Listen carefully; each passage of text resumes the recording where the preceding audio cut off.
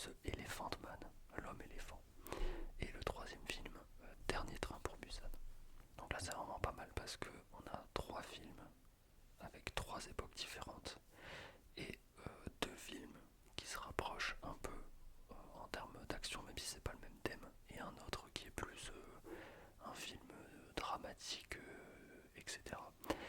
Alors, c'est très simple, j'ai fait point positif, point négatif, avant ça je donne ma note, et basta. Sachez que mon avis ne compte pas du tout comme quelque chose d'important ou quoi que ce soit. Je pense que vous en avez conscience, surtout avec mon niveau cinématographique. Moi, en plus, je suis quelqu'un qui est plutôt bon public, donc voilà, c'est pas compliqué de trouver un film sympatoche. Et vous allez le voir notamment dans le premier, du coup, c'est le King Kong de 1933. Vous vous rendez compte, ça a bientôt 100 ans. Le film, c'est un truc de fou. Il a été réalisé par Ernest B. Schoensack et aussi Merian C.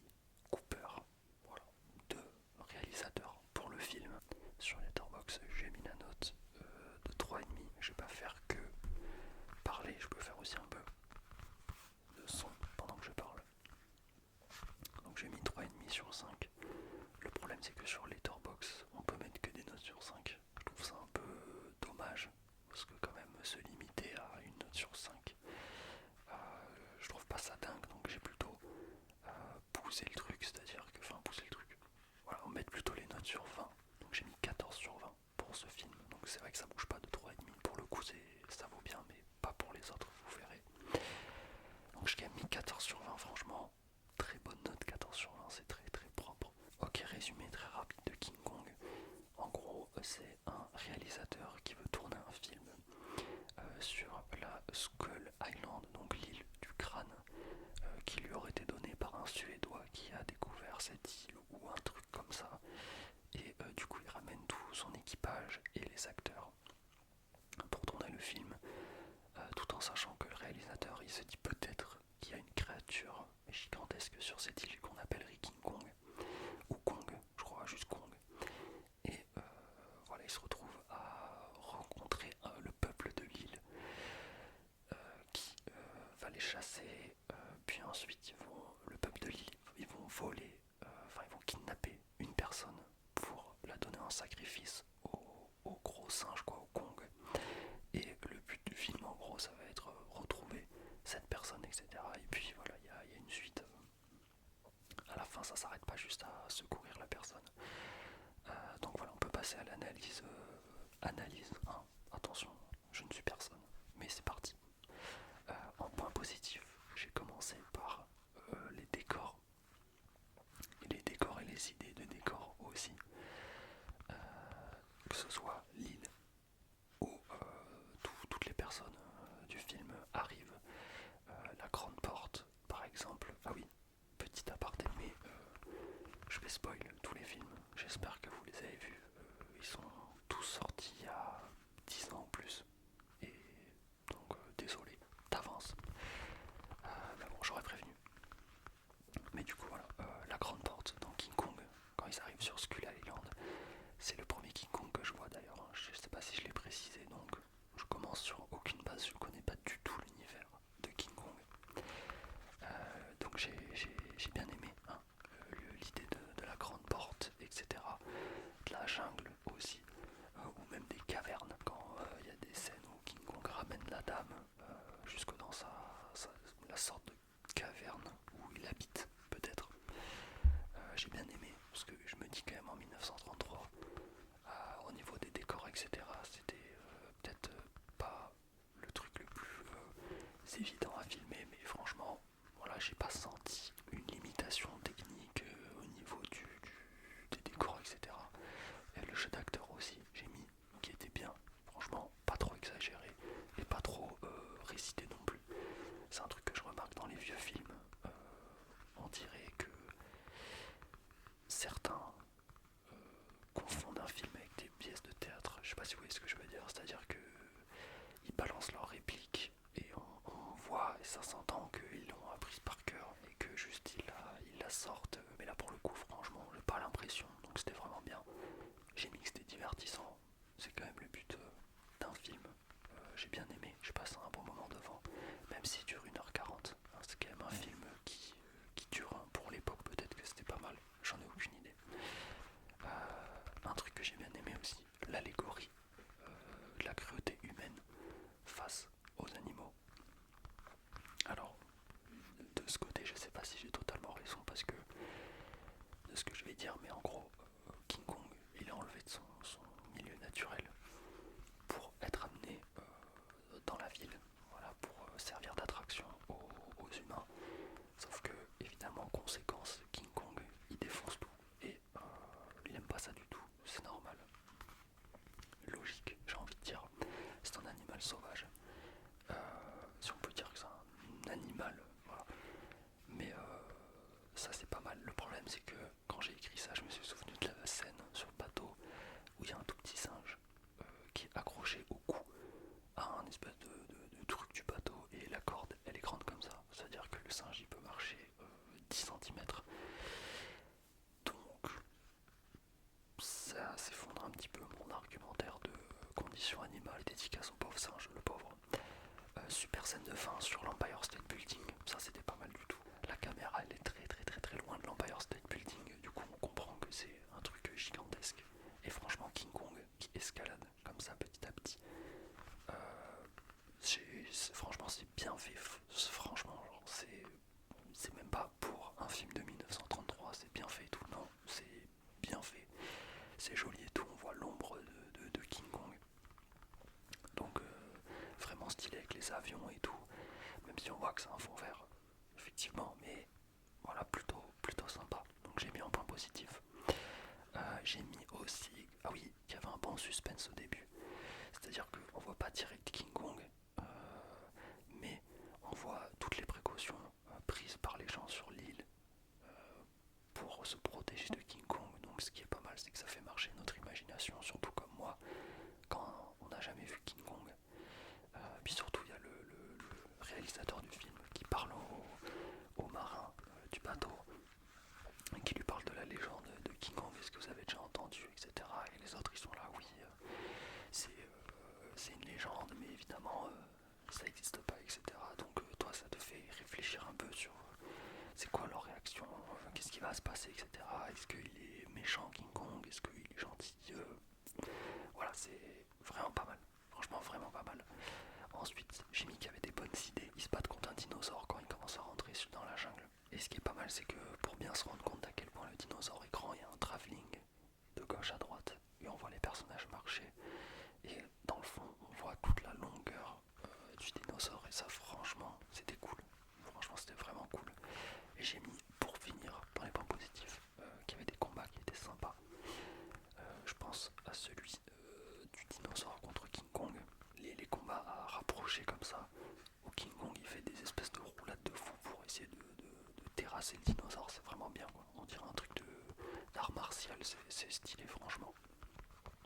On va passer au point négatif, sinon j'aurais mis fin sur 20 ce film, mais il y a des points négatifs.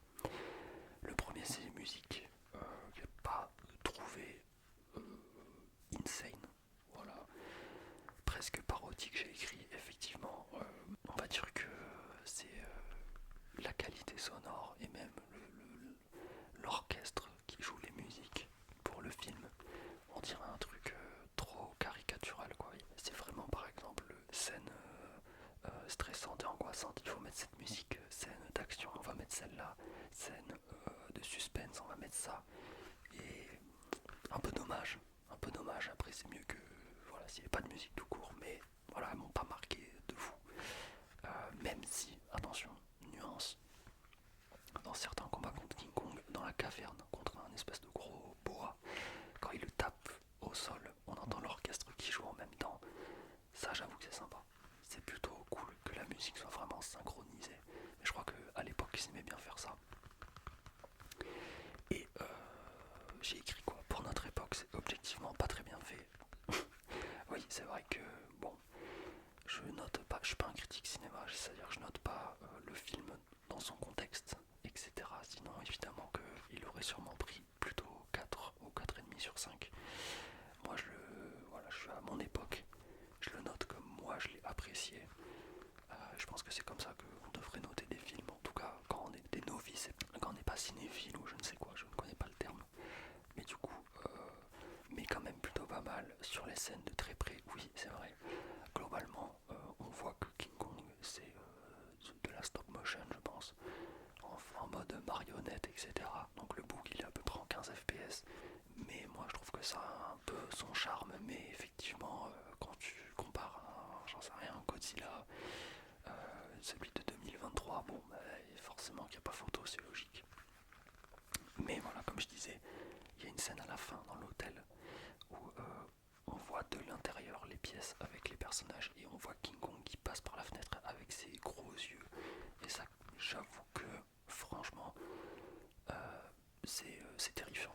Voilà, c'est terrifiant. Donc c'est vrai que je l'ai mis en point négatif, mais à nuancer encore. Avant-dernier point négatif, inverser les sons pour les rendre plus longs. King Kong vs Dinosaure. J'ai remarqué un truc, c'est que certaines fois, on sait pas pourquoi, peut-être qu'il manque de son, voilà, de bande son pour faire les bruits de King Kong, les rugissements, etc. Du coup, ce qu'ils font, c'est qu'ils passent le son qui dure 5 secondes et ensuite ils l'inversent pendant 5 secondes. Je pense que vous voyez l'effet que ça donne, dégueulasse. Et ben, ils l'utilisent quelquefois dans le film, ce qui est vraiment dommage parce que bon, je pense que des bruits de gorilles, peut-être qu'en 1933 c'était l'Eldorado, c'était très rare. Je sais pas.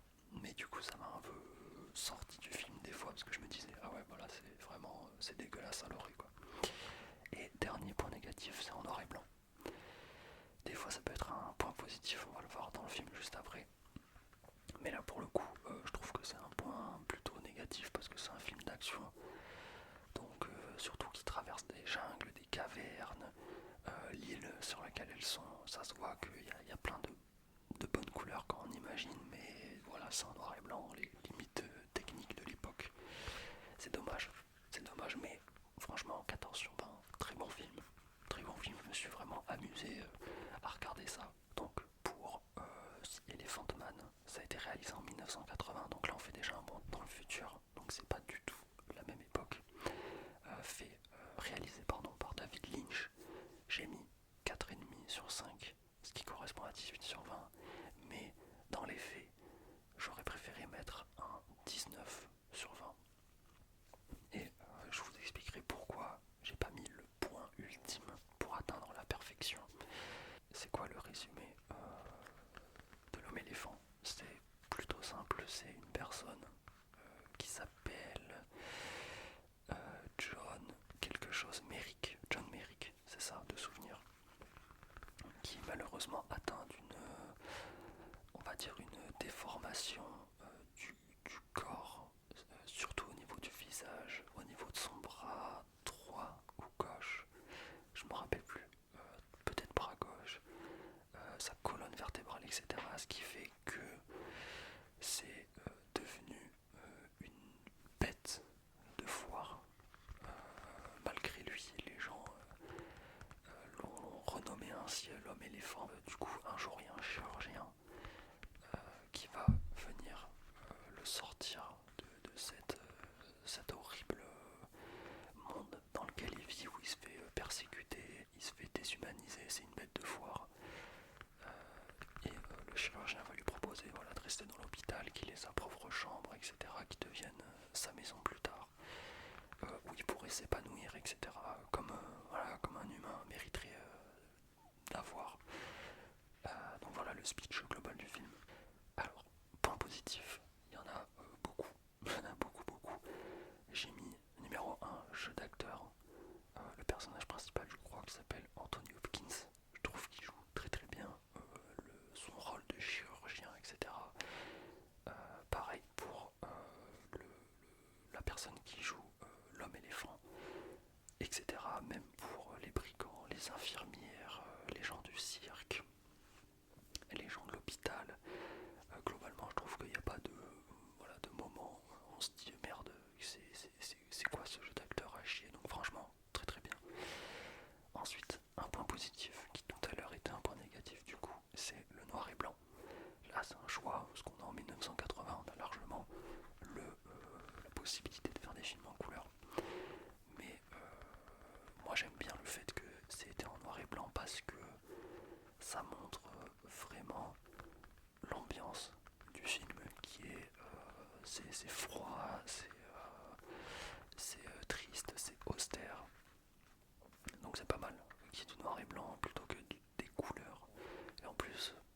ça se passe à l'époque en Angleterre, en 1800, j'ai pas envie de dire de conneries, donc 1800 et quelques. Voilà, ça matche bien, je trouve, c'est cohérent. Voilà. Donc j'ai mis un point positif.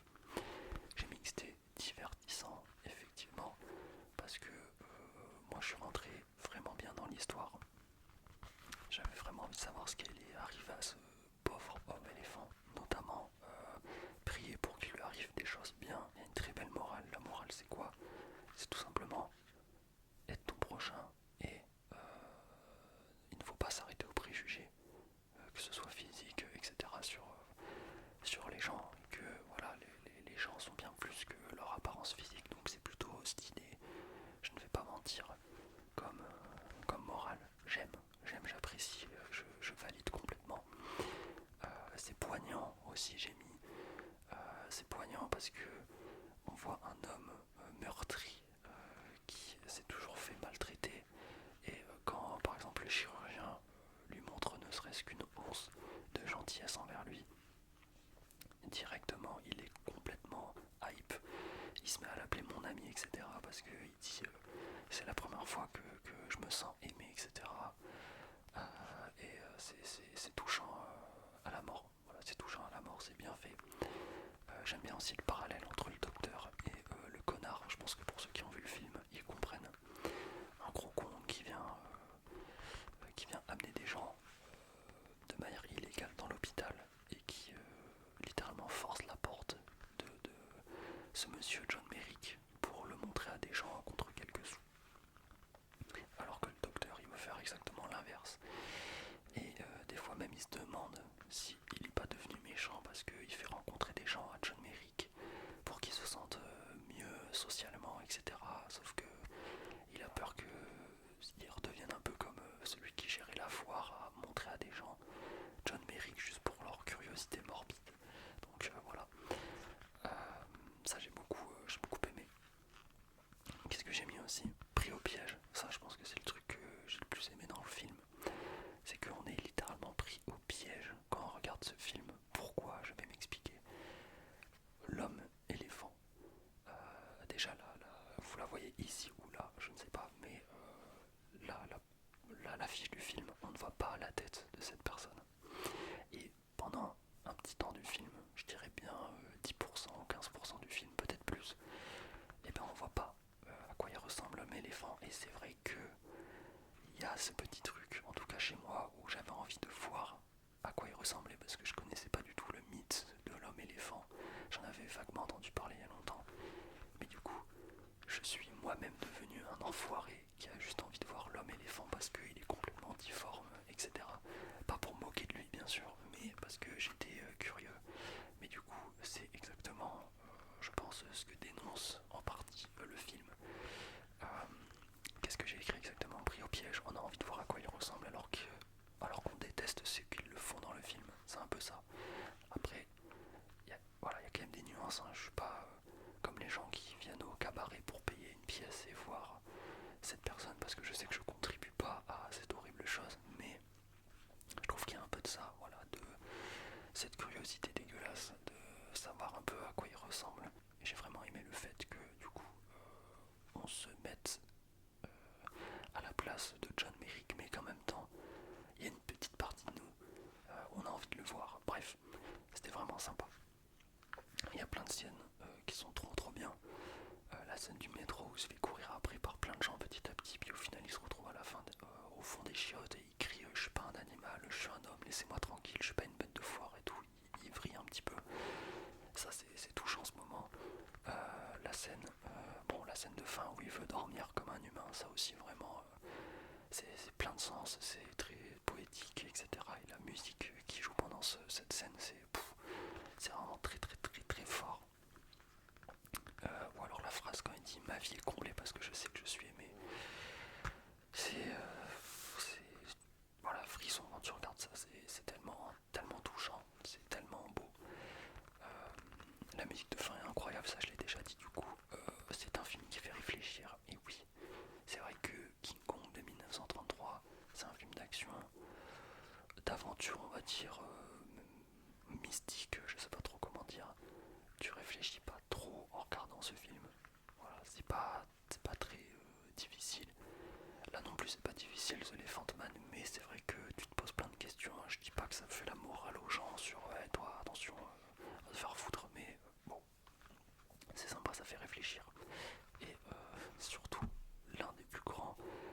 positif, parce que là je vous ai déroulé une liste pas possible, c'est que c'est une histoire vraie.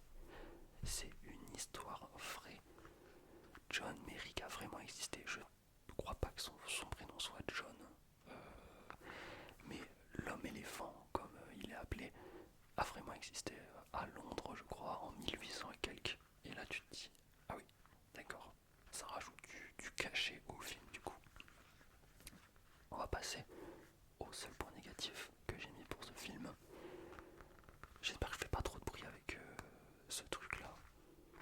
Je me rends compte. La petite pochette.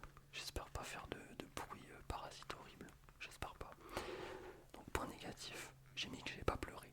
Parce que alors que le film fait tout pour mise en scène, musique et l'histoire dans sa globalité, c'est vrai que à la fin, je pense que David Lynch voulait que son spectateur, alors peut-être pas pleure, mais soit très très très très ému au point de pleurer. Moi ce n'est pas le cas, j'étais un peu ému, mais c'est vrai que j'ai pas pleuré sur tous les films que j'ai vus depuis, j'en sais rien, il n'y en a aucun qui m'a fait pleurer, et je me dis que peut-être qu'un jour, quand un film va réussir à me faire pleurer, là il aura mérité son potentiel 20 sur 20, vous voyez ce que je veux dire. Mais sinon évidemment, est-ce que c'est vraiment un point négatif? Peut-être, peut-être pas, en tout cas voilà, j'ai mis 19, c'est quand même une vachement bonne note, et j'ai kiffé, tout simplement.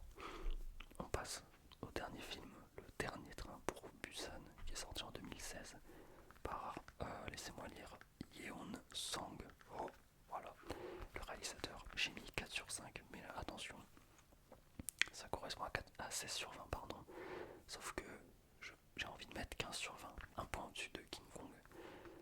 Là, je vais être un peu plus rapide, je pense, sur cette partie et sur ce film, parce que c'est encore une fois un film d'action, un film de zombies. Et encore une fois, c'est un film, tu poses ton cerveau et c'est le divertissement. Voilà, ça fait pas très réfléchir.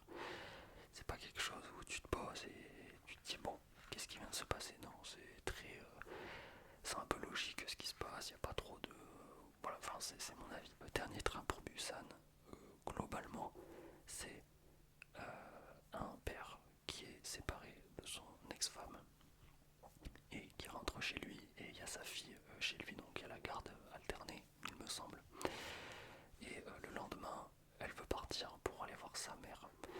Et son père, il est dégoûté parce qu'il s'occupe pas trop de sa fille, donc d'un côté, il comprend, mais ça le fait chier parce qu'il est pris par le boulot, etc. Et du coup, il accepte de l'amener à Busan, voilà, par la voie du train. Donc ils prennent le train pour aller là-bas. Sauf que au début du film, on voit une dame très bizarre qui monte au dernier moment dans le train et qui a à sa jambe quelques problèmes. Et on comprend vite, vu que c'est un film de zombies, qu'elle s'est fait infecter par une autre personne sûrement. Et elle va commencer à infecter les autres personnes dans le train, et à partir de là, on va voir comment les gens vont se débrouiller pour survivre dans les wagons. Est-ce que quand ils vont arriver à telle station, ça va bien se passer? Est-ce que Busan, c'est vraiment la destination finale? On ne sait pas. Donc le point positif, encore une fois j'ai mis le jeu d'acteur, parce que c'est vrai que ça peut paraître quelque chose, forcément, un bon film, il y a forcément un bon jeu d'acteur, mais voilà, je préfère le dire. Et surtout, un jeu d'acteur pour la petite fille qui est jouée dans le film. La scène de fin, franchement, j'étais vraiment étonné. On croirait que c'est vrai, c'est incroyable à quel point elle joue bien, alors que je sais pas, elle doit avoir 10 piges. C'est vraiment un truc de fou. Donc vraiment, shout out à elle. Je sais que tu regarderas cette vidéo, c'est pas vrai. Ensuite j'ai mis original comme concept, un film de zombies qui se passe la plupart du temps dans un train. Donc plutôt cool. D'habitude les films de zombies, je suis pas du tout un expert dans le domaine, mais j'imagine plutôt quelque chose comme une ville déserte, du coup il y a beaucoup de place, ou alors même des champs, de la nature, où les zombies arrivent peut-être dans tous les coins. Alors que là le train c'est vraiment un truc très serré avec des voitures, enfin des wagons, des voitures. Donc plutôt sympa d'imaginer un film de zombies dans un endroit aussi restreint. scènes d'action. Voilà, des bonnes scènes d'action. J'ai pas de scène précise en tête, mais la plupart des scènes du film, elles m'ont pas marqué. Voilà, je vais le dire, mais c'était sympa, c'était divertissant, et du coup, forcément, c'était mieux que King Kong en stop motion en 15 fps. Logique. Voilà, je suis désolé pour les fans de King Kong, mais c'est la vérité. Pour moi, attention. Donc voilà, c'était plutôt cool. Divertissement global, bon ça j'ai déjà dit. C'est-à-dire que j'ai pas trop vu le temps passer, hein, passe un bon moment, basta. On se rend compte aussi du coup que le personnage principal est complice de cette sorte d'infection parce que il a protégé, il me semble, l'entreprise qui a fuité cette espèce de bactérie qui rend les gens zombies ou les animaux même zombies. Alors que de base, il y avait des restrictions contre cette entreprise parce que justement, leur travail n'était pas du tout professionnel. Et plus petit twist sympa où il se rend compte que il est en partie complice de toute la merde qui est arrivée dans le film. Et pour finir, le dernier point positif, c'est la rivalité entre l'égoïsme et l'altruisme, qui est plutôt sympa. Au début, je l'ai mis en point négatif, carrément. J'avais écrit que la morale était trop simpliste. Mais du coup, je me suis fait une réflexion sur le film que j'ai raconté juste avant, The Elephant Man, où on pourrait dire un peu la même chose. Hein. Les gentils c'est pas bien, les gentils c'est bien, les méchants c'est pas bien. Du coup, j'ai quand même mis que c'était un point positif, hein, favoriser l'altruisme à l'égoïsme, et que dans ce film, voilà, chaque moment altruiste fait avancer les personnages en avant, alors que les moments égoïstes en général, ça les fait régresser et de manière assez voilà, fatale, on va dire. Donc on passe au point négatif. Alors, premier gros point négatif, c'est que ça veut trop tirer l'arme à l'œil, bordel. Ça c'est chiant, surtout quand c'est pas, quand il n'y a pas eu le, comment dire, le en amont, tout le travail de s'accrocher au personnage, que le film fasse en sorte qu'on soit touché par tel ou tel événement. Euh, je vais vous raconter très rapidement, mais il y a 3 sacrifices dont je me souviens là comme ça, de personnages dans le film. Le premier sacrifice, dans l'ordre, je crois que c'est le mari qui est trapu avec sa femme qui est enceinte, où il se sacrifie quand tous les zombies arrivent à la porte et lui doit la tenir pour que les autres passent dans l'autre wagon. Ok, sauf que la mise en scène, la musique, machin, t'as envie de... Oui, on a compris que c'était triste, merci, mais ça en fait un peu trop, je trouve. Pareil pour la scène avec la mamie qui a une sœur, je crois, et qui, elle, pareil, se sacrifie, il me semble, pour pas que les zombies arrivent trop vite vers la porte et qu'elle ait le temps de se fermer. Donc là, c'est pareil, la scène au ralenti, la mamie qui sourit, machin, bon, très bien.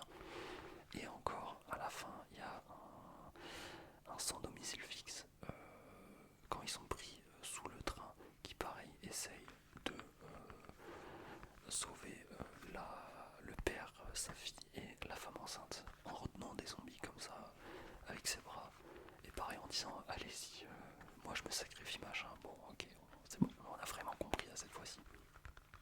Donc j'ai mis que c'était un point négatif parce que c'était trop, je trouvais ça trop forcé, pas du tout subtil, répétitif des fois. Alors j'ai mis que c'est divertissant, mais c'est vrai que c'est quand même un film de zombies qui se passe dans un train, même s'il y a quelques scènes à l'extérieur. Et c'est vrai que, bon, des fois ça peut être un petit peu répétitif quand ils doivent aller rejoindre des gens dans les autres wagons, etc. Comment ils se protègent dans les wagons.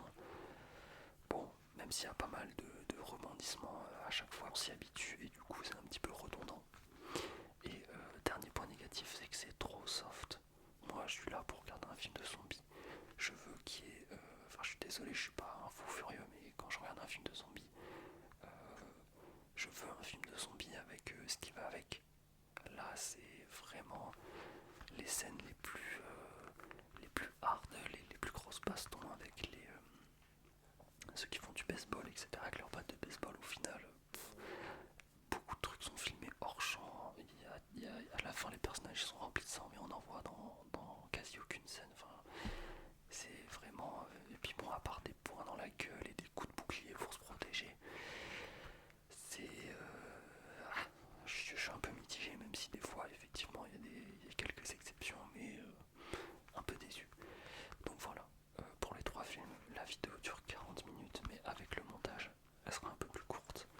J'avoue que j'ai un peu traîné avec King Kong et c'est Elephant Man, mais je m'en suis rendu compte après. Et là, je suis en train de mourir sous le masque. Donc, je vais vraiment écourter la vidéo. Je rappelle une dernière fois, je suis pas cinéphile, mon avis c'est vraiment ne vaut rien, voilà, ne vaut pas plus qu'une autre personne, hein, ce qui est logique. C'est pas parce que je fais une vidéo sur YouTube que je dois voilà, prophétiser ma parole. Donc voilà, c'est divertissement et puis voilà, n'hésitez pas à me dire vous ce que vous avez pensé de ces films si vous les avez vus et me recommander aussi vos classiques parce que je demandais ça aussi à l'époque et j'ai découvert pas mal de très bons films